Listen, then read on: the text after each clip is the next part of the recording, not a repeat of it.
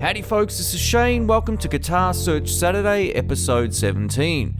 This particular episode takes place in San Francisco at a shop called Real Guitars. Real Guitars is located at 15 Lafayette Street in San Francisco, and it's by far the best place in San Francisco to pick up used instruments or amplifiers. They have so much stuff crammed into this shop, it's really unassuming when you look at it from the outside, but as soon as you walk in you realize how much great stuff they've got. Real Guitars is San Francisco's oldest vintage guitar shop, so we're in for an absolute treat. A huge thanks to Chris and Ben for allowing me to film in here, I absolutely appreciate it. And a huge shout out and thanks to my friend Ed for taking me down to Real Guitars. It's been about 6 years since I stepped foot into this place. Let's go in and take a look.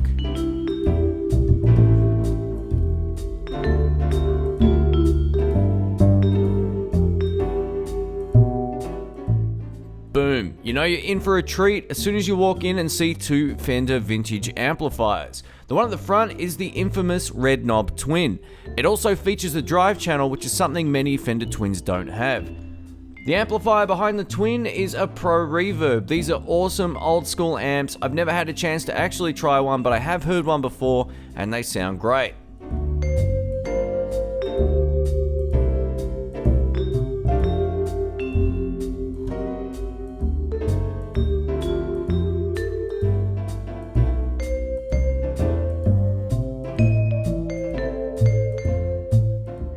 Here's an amplifier that you don't see every day, or in fact, I've never actually seen one of these anywhere. This is a Fender Super Amp. This isn't a Fender Super Reverb. I have a feeling these things came out in the early 90s, and they're kind of like a cross between old school tech and new school tech. They're not digital or anything like that, but from what I've read online, they sort of hybrid solid state and valve technology. As you can see, it also has a drive channel and features two gain controls. Weird. If you've used one of these before, or if you own one, please comment below and let me know how they sound. Cheers.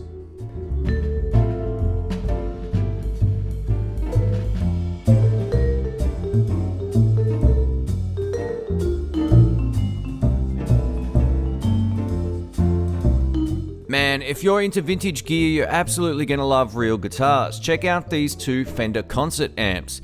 These were initially released in 1964. So these may actually be originals. They don't look like reissues, at least as far as I can tell. One thing that's interesting is the one at the back is slightly taller, so I'm assuming maybe that one might have 12-inch speakers as opposed to the one at the front with four 10-inch speakers.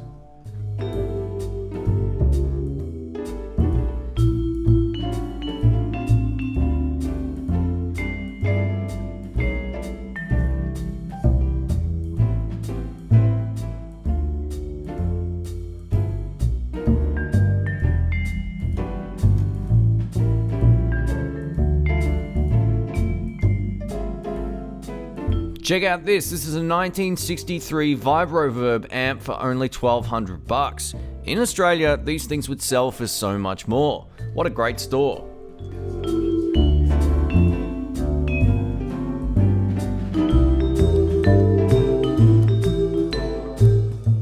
And here's another great item. This is an original 1963 Fender Reverb unit. These are just a reverb tank in a box that you run through your effects loop on your other amplifier, so essentially getting that classic spring tone.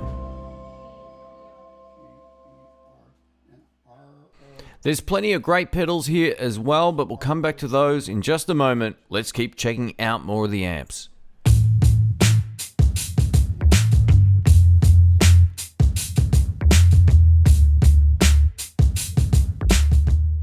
This is a really cool looking Fender Bassman amplifier head and 212 cabinet. While I've never really been that into the sound of Bassman amplifiers, it's just my personal opinion and preference and all that kind of stuff, I gotta say these look like the business.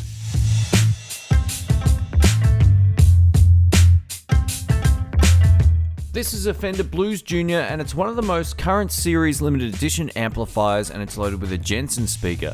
I had a chance to play one of these recently in Melbourne after I got back from this trip, and I have to say these particular amps have a lot of high end. If you play a humbucker guitar, this might be the perfect choice. I found that I needed to have the treble down at about 9 o'clock at all times. Okay, and if you want, give me your last one. Get yeah. You know, these are 100 watts. You might have just heard me mention to my friend Ed that these are actually a 100 watt amp. You wouldn't believe it just by looking at them. These are super small. As you can see from the Valve Junior from Epiphone on its right, the Gallien-Kruger is essentially the same size. It's loaded with two 8-inch speakers and it's rated at 100 watts. I can't believe G&K made an amp this small, which is this loud. One thing that will surprise you, or it might not surprise you if you know older gear, is how heavy this unit actually is. It weighs a ton. I know. Yeah. They're great. It's insane. I've watched guys using those for a lot. A lot of guys that go to play, a lot of, traveling casuals or San Francisco used to carry one of those. Hey, a late 70s Vibro Champ for $549. Awesome. Oh, it's a different type, eh? It's usually got reverb. Yeah. Might be an original. I don't know what that is. My friend Ed just found a Princeton without a reverb tank in it. I've never seen one of these before, so we are assuming it's an old school one. It was also made in Fullerton, California, which is another bonus. Yeah, Fullerton. It has a tremolo. Oh, cool. What's this guy? Wow, man. You guys, I'll be with you in just a... Wow, how's this thing? I've never seen one of these before. It's an early 1960s Guild amp. Believe it or not, these particular series of amps started in the late 50s and went through to the 60s. These amps are loaded with a 12-inch speaker. They're also loaded with 6v6 output tubes and are rated at roughly 12 watts. Awesome stuff.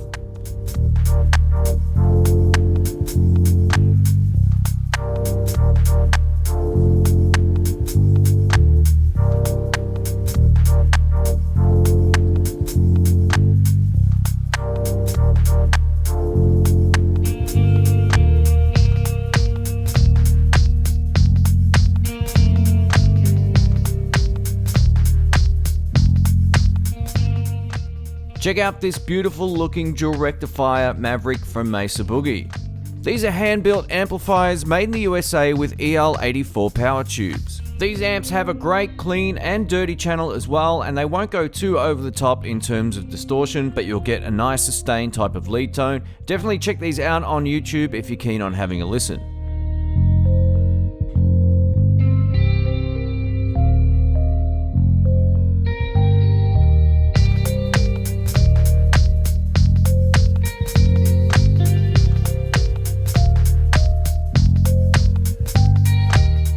Up next, we have a Rivera amplifier with an 8-button foot switch, and it's got a whole lot of controls on the front.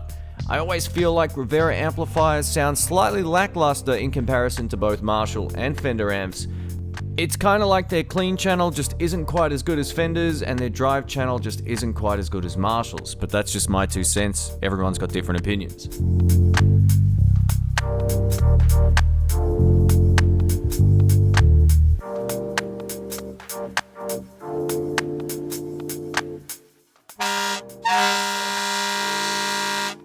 Please remain calm. We have our first official lefty sighting. Actually, there's 3 of them in this shot.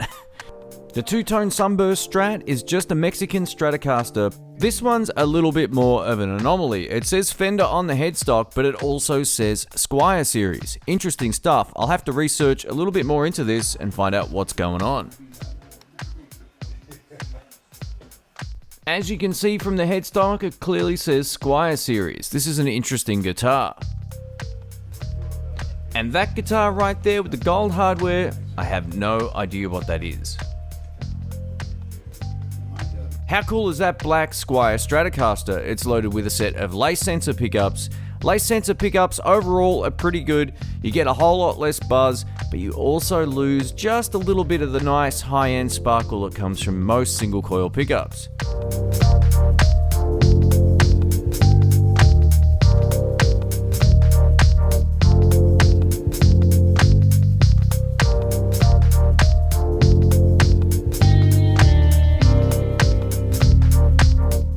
That might be one of the best pickguards I've ever seen. I'm not 100% certain what that guitar actually is, but there's definitely some really great guitars along this wall. This top shelf of guitars is definitely dedicated to those who like to rock.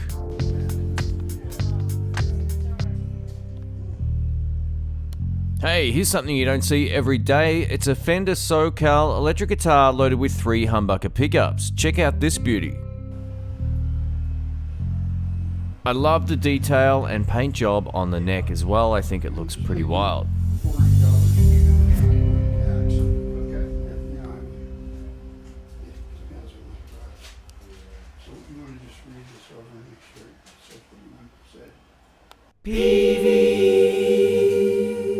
While there is a PRS amplifier on the floor in front of the PV, let's talk about the PV. These are 120 watt amplifiers loaded with two 12-inch speakers. Unlike the Transtube PV Bandits, these particular amplifiers are loaded with 6L6 output tubes. They pack an absolute punch and they're really pedal friendly as well.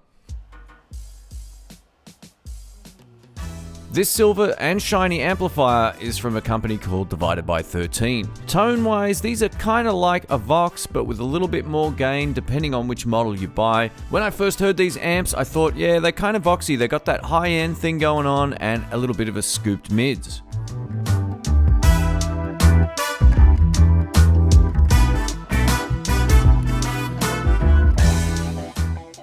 Here's a great selection of guitars. Going left to right, we have some Eastwood guitars, followed by a couple of Hamers, followed by a PRS SE, which I think these guitars are awesome. That's the Santana one in particular. The blue guitar is actually a Cort. I think Corts are heavily underrated guitars when it comes to price versus performance. They're an awesome guitar and somewhat comparable actually to the PRS SE range. Not only did we see a great wall full of guitars, we also see a floor full of guitars in a really cool way. Check out some of these guitars. Check out this killer Guild guitar staring us right in the face. It's very reminiscent of a Gibson SG in terms of shape and design. It definitely looks like an old school guitar.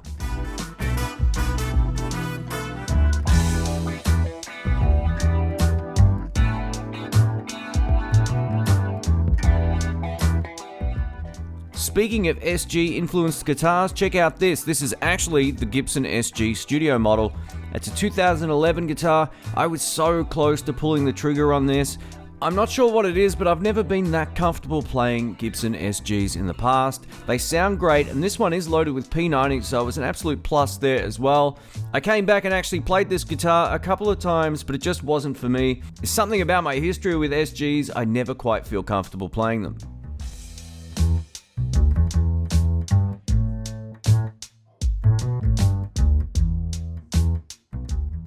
Oh man, here's some trouble right here. This is the double neck Epiphone SG. It's got a 12-string guitar on the top and a 6-string guitar on the bottom.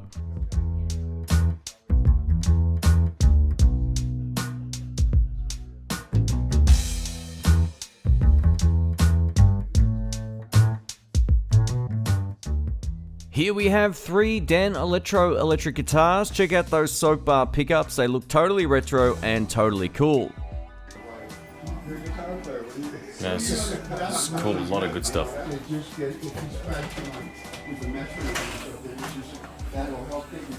Here's another interesting mention. This is a Gibson Nighthawk electric. It's loaded with 3 pickups. And I've got to say, I only thought these were made by Epiphone. For some reason, I've never actually ever come across a Gibson version of these Nighthawks. Check it out too. This one also has a whammy bar. I've never seen one of these in person at all. This is a really great shop for finding something a little bit different.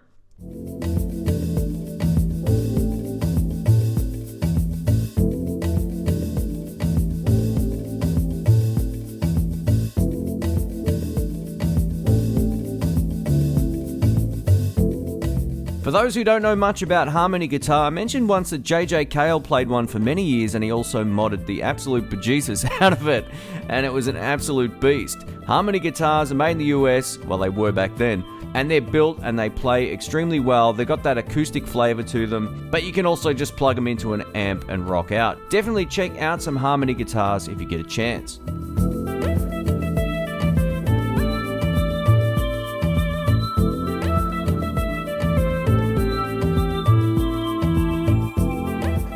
They also have a killer selection of basses from G&L, Fender, and just about every other brand. Awesome stuff.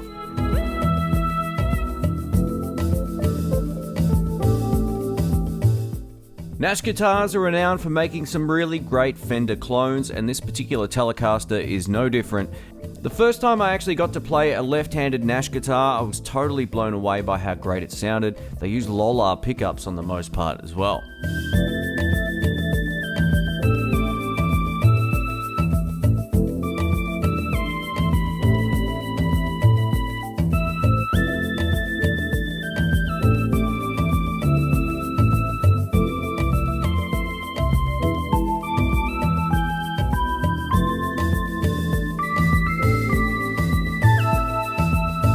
I'd love to hear your thoughts on if you think this is a little bit too weird or not. These are great guitars, but the thing is, check out that pickguard and check out the body. For me, it's a little bit over the top, but leave your comments below. I'd love to hear what you think.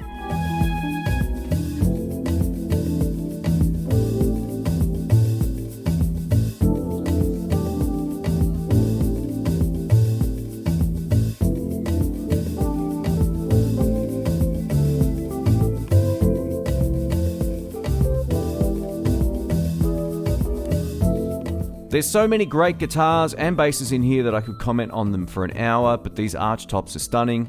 I'm going to shut up for a moment and let you check them out.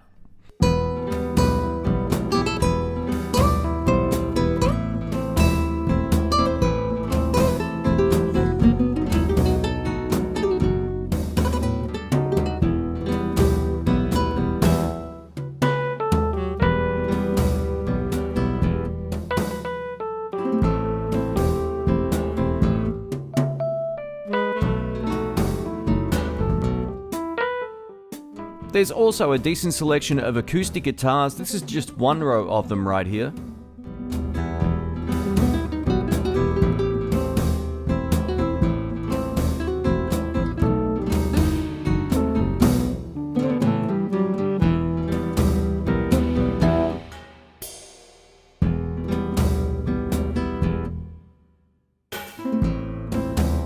These are some of the best guitars in the shop. These are actually Rickenbacker guitars, and I wanted to have a chat to Chris, the owner of the store, to see what he thought about them and just to give us a little bit more information. I'm the owner. I've been here for 31 years at Real Guitars, and currently probably two of the rarest guitars that we have for sale are this green Rickenbacker and this Sunburst solid body.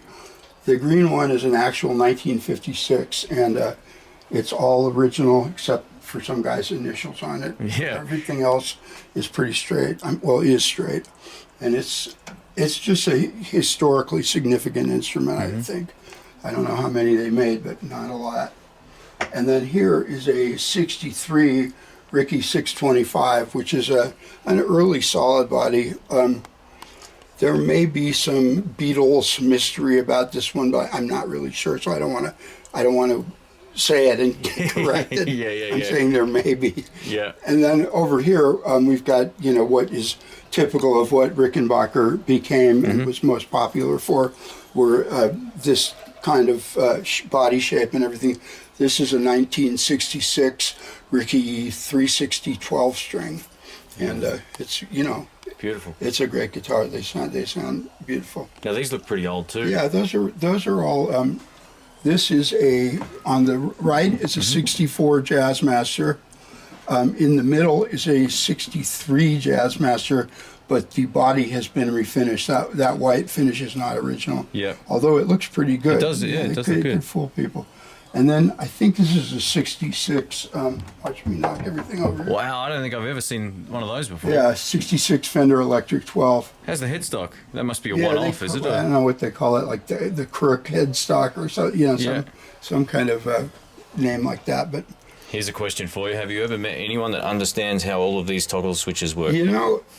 At one time I did know what it was, and I'll tell you if you want me to tell you. Yeah, sure. I believe I can. I picked one up the other week and I had no idea what I was doing. Well, what happens is there's a set of controls up here that's a preset volume and tone for the neck pickup. Okay. And that's what one of these switches do. So say you're down here, ripping on the treble pickup, and you're and then you want to go to a mellow jazz rhythm, Yeah. you switch that, and these controls take over for this pickup, and you can preset it for kind of a darker sound. Yeah, great. I think these two are like neck pickup on and off and bridge pickup on and off. If I'm not mistaken, I hope all the Jaguar guys out there aren't going to storm me and say, "No, you don't know what you're talking about," because I admit I kind of don't. But I'm sure about this deal up here. Yeah, cool. And then volume, tone, and a jack, and they have a mute on the bridge, but somebody took the material off of the mute. Okay. Nobody really plays with that, with the mute, but it's some kind of padded material. You say like some foam. So it's sort look of at that one. Right there we go. That's exactly what it is. Yeah. Oh, thanks, Chris. Sure. Cool. Yeah, I owned a Jaguar once, a really nice '66 that I bought for recording because I wanted to be able to get that. James Brown band kind of rhythm tone that Jimmy Nolan got. And it did do that, but then I found I never used it on anything. And it had to go because I just couldn't afford to keep it, unfortunately. Ah, cool. But I did own them for a little while. Oh, beautiful. Oh, thanks. I appreciate it. Sure, Cheers. my Thanks. pleasure. Thanks. And, all right. These are all definitely some beautiful looking guitars, and I'm sure they sound great as well. A huge thanks to Chris for spending a moment to have a chat about some of these guitars. It's great to hear some of the history of them from the guy who owns the store. Real Guitars in San Francisco has some of the best gear I've had a chance to see all in one store. There's something really cool about shopping for used instruments that's maybe a little bit more exciting than seeing some of the new stuff in some of the major stores. I really get a kick out of hunting through shops like this. There's always something that you don't expect to see just sitting on the floor or hanging up on the wall.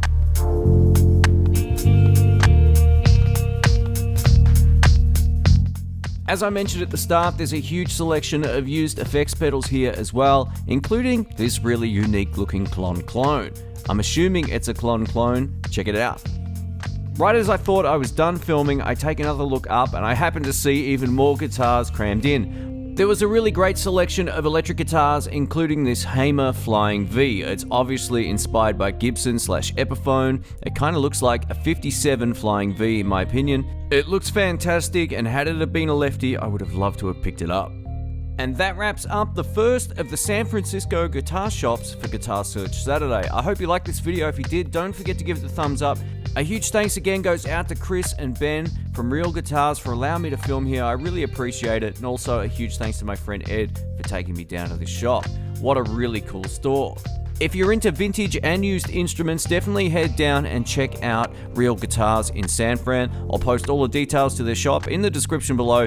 Thanks again to everyone who supports the channel on YouTube. I really appreciate it. The In the Blues community has just ticked over 70,000 subs, so if you do like this series, please share it with your guitar friends, tag them on Facebook, and just point them towards this series of videos.